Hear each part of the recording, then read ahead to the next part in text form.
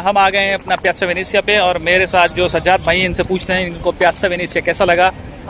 सज्जाद भाई कैसा लगा? बहुत ज़बरदस्त लगा यार, ऐसी ज़बरदस्त चीज़, लोग अच्छे, हर चीज़ तब अच्छी लगती है जब आपके पास कंपनी बहुत अच्छी हो, बताने वाला अच्छा हो, हिस्ट्री हो और फन हो, और सजी भाई जैसा हो, दानिश भाई जैसा हमारा भाई हो। बड़ी मेहरबानी, बड़ी मेहरबानी। 4 चांद लग जाते हैं इस ट्रिप में। Thank U. और सिकंदर भाई आपको कैसा लगा? जबरदस्त, फैंटास्टिक, कुदूस। जबरदस्त जबरदस्त। चले गाइस आगे चलते हैं, आगे चल के कुछ बनाते हैं।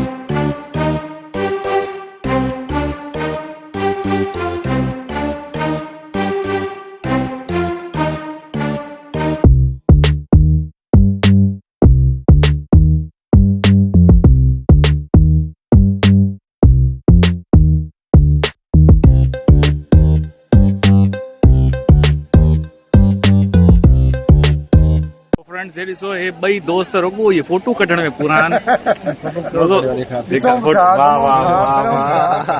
ज़बरदस्त साईं ॿई जेके आहिनि इहे क्लिंट ईस्टवुड लॻा पिया आहिनि ऐं ॾाढो ज़बरदस्त यार। मतिलबु हिकिड़े ॾींहं जे अंदरि रोमा हिते जीअं लोक चवंदा, उन में हिकिड़े ॾींहं जे अंदरि माण्हू अगरि पाण अचे त शायदि मुंहिंजे ख़्याल में ॾाढो ॾुखियो थींदो, पर जेकॾहिं दोस्त गॾु आहे न, सच पुछो त आसान बि आहे, फन बि आहे, इंफॉर्मेशन बि आहे, नॉलेज, ऐं उन खां वधीक इहो आहे त पंहिंजाइप जेका आहे बिल्कुलु महसूसु थींदी, ॾाढो मज़ो थो थिए। इहो ॿुधायो कीअं लॻो ही वाटिकन सिटी हिननि जो रिलीजियस एरिया आहे? बिल्कुलु ॾाढो सुठो, ॾाढो पीसफुल, ऐं हिते जा माण्हू उन्हनि जा पंहिंजा अक़ीदा आहिनि, पूरी दुनिया मां अचनि था, उहो उन्हनि जी अक़ीदत ॾिसूं था त हर को पंहिंजे पंहिंजे अक़ीदे मुताबिक़ पंहिंजे ख़ुलूस ऐं पंहिंजे हिसाब किताब में अचे थो।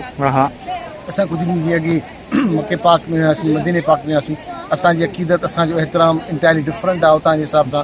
हितां जो असां आया आहियूं एज़ ए टूरिस्ट, पर हिते जेके माण्हू अक़ीदत जे हिसाब सां अचनि था, पंहिंजो अक़ीदो खणी था अचनि था, उनजो फर्म बिलीव आहे पंहिंजे मज़हब ते, उनजी हिकिड़ी पंहिंजी रेस्पेक्ट आहे, ऐं हे बि असांजा अहिड़े किताब आहिनि, इन करे असांखे बि रेस्पेक्ट आहे, सभिनी मज़हबनि जे लाइ सभिनी जे लाइ रेस्पेक्ट आहे। सज्जाद भाई तव्हां हीअ त ॿुधायो अॼुकल्ह कयो छा था, लाइफ कीअं थी गुज़रे?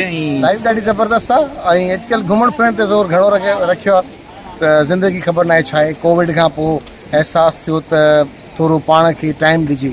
असां सिर्फ़ु वटसट में हलिया वियासीं सभु शयूं, पर जॾहिं कोविड में सॼी दुनिया बंदि थी, यकीन तव्हां बि हिनखे फील कयो हूंदो, त पोइ असां इहो महसूसु कयो त कुझु बि कमु न पिया आयो, त भाई घर आहे, गाॾी आहे, पैसा आहिनि, सभु हिते रहिजी विया।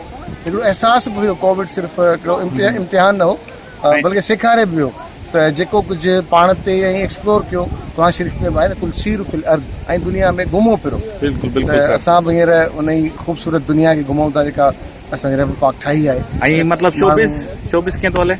शोबिस बसि पोको पोको हिते इटालियन में पोको पोको मतिलबु थोरो थोरो, सो मां सिर्फ़ु पोको पोको माना थोरो थोरो शोबिस आहे, ऐं PTV सां प्रोग्राम कयां पियो, ऐं जेका प्रेज़ेंस थी वेंदी आहे त अदरवाइज़ एतिरो न, बाक़ी पंहिंजो कमु आहे, महिनत मज़दूरी आहे, जंहिंजे करे मूंखे ॾाढी ख़ुशी थी तव्हांखे अॼु बि असां TV ते ॾिसूं था, तव्हांजो बहितरीनु कमु आहे, तव्हां जॾहिं एज़ अ होस्ट बि तव्हां एॾो बहितरीनु ऐं लाजवाब कमु कंदा आहियो, तव्हांजा असां पाण फैन आहियूं।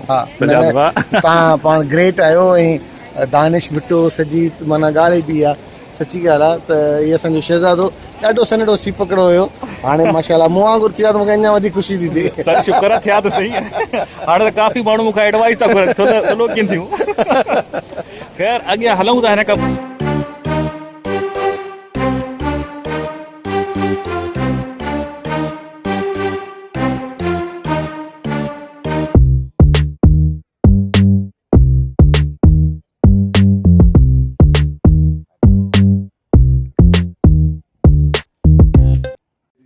सो फ्रेंड्स आज हमने सारा दिन घूमा फिरा, एंजॉय किया, मैंने बड़ा मजा आया, सज्जाद भाई ने और ये सिकंदर ने, और हम वापस होटल आ गए।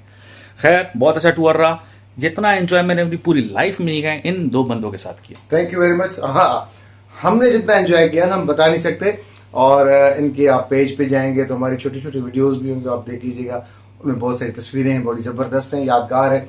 और रोमा को अगर हम भुला सकें ये हो नहीं सकता। जो ट्रिप हमारा हुआ है वो तारीख में हमें भी याद नहीं है कितना मजा आया। बेस्ट। और उसकी जो हम शॉर्ट क्लिप्स फेंकने वाले ना, आप लोग बड़ा एंजॉय करोगे। खैर, फिर भी जाने से पहले मैं सजाद भाई से बोलूंगा कोई आखिरी मैसेज लोगों के लिए। थैंक यू वेरी मच सची भाई। और जो देखने वाले हैं, हम उनको यही कहेंगे कि जहाँ जहाँ वो रह रहे हैं वो अल्लाह उनको खुश रखे, और कोशिश करते रहें कि कुछ ना कुछ नया किया जाए और एक्सप्लोर किया जाए दुनिया को। जहाँ पे भी अच्छी अपॉर्चुनिटीज़ मिले शिफ्ट हो जाएं या अपने बच्चों के लिए सोचें। और अगर आपके पास इतना है कि अल्लाह ने दिया है तो फिर दुनिया को घूमें। और मैं वही कहूँगा, सीर फिल अर्द, और दुनिया को घूमो फिर। सूरह अनाम में भी जिक्र है इसका, कुरान पाक में। तो अगर पैसे हैं और कुछ है तो कहीं ना कहीं जाया जाए, दूसरे गांव में, दूसरे शहर में, दूसरे मुल्क में, लेकिन एक्सप्लोर करें। अल्लाह ताला की इतनी ज़बरदस्त ज़मीन है, उसको एक्सप्लोर करें। लोगों को, खाने को, प्यार को, सबको पता चल जाएगा। Thank you very much. और उससे पहले सिकंदर भाई का भी लास्ट मैसेज। मैं कहूँगा कि जिंदगी ना मिलेगी दोबारा। हाँ। जिंदगी गुजारने का नाम नहीं है, जिंदगी जीने का नाम है। आप जहाँ भी हैं, जिस हाल में भी हैं, जितना भी आपको रब ने, भगवान ने, गॉड ने मौका दिया है, उसको जिए, गुजारे मत। Love U. Thank you very much. और ये तोहफा, ये हमारा जिंदगी सुखड़ी, और ये इस भाई को इसके साथ, और इसके साथ। गाइस, अपना ख्याल रखिएगा। मैं अपने दोस्तों को बहुत मिस करता रहूंगा। और I love U both, Sikandar भाई और सजाद भाई। Thank U.